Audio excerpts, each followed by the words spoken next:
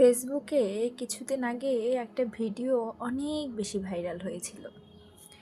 একটা ছেলে এবং একটা মেয়ে দীর্ঘদিন ফেসবুকে রিলেশন করবার পর হঠাৎ করে যখন ছেলেটি এসে মেয়েটাকে চুমকে দেয়, মেয়েটা বড্ড অপ্রস্তুত হয়ে পড়ে এবং সে লজ্জায় এবং সে অনেক বেশি অবাক হয়ে যায় তার প্রিয় মানুষটাকে দেখবার পর।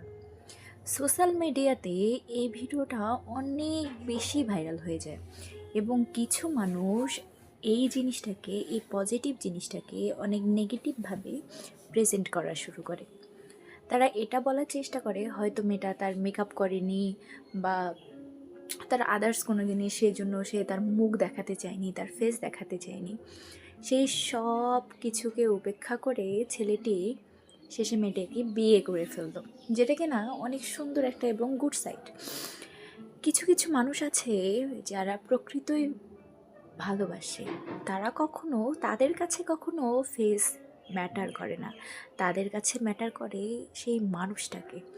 সো সবার জীবনে এমন একটা মানুষ আসুক যে কিনা তার চেহারাকে নয়, তার ব্যক্তিত্ব, সেই মানুষটাকেই আসলে ভালোবাসবে। যখন আমি সোশ্যাল মিডিয়াতে দেখলাম যে ছেলেটা ফাইনালি মেয়েটাকে, সবার মুখটাকে বন্ধ করবার জন্য বিয়ে করে ফেলেছে, সত্যি আমার অনেক বেশি ভালো লেগেছে। তাই ভাবলাম এত সুন্দর একটা স্টোরি নিয়ে কেন না একটু কথা বলা যাক। Thank you so much for watching.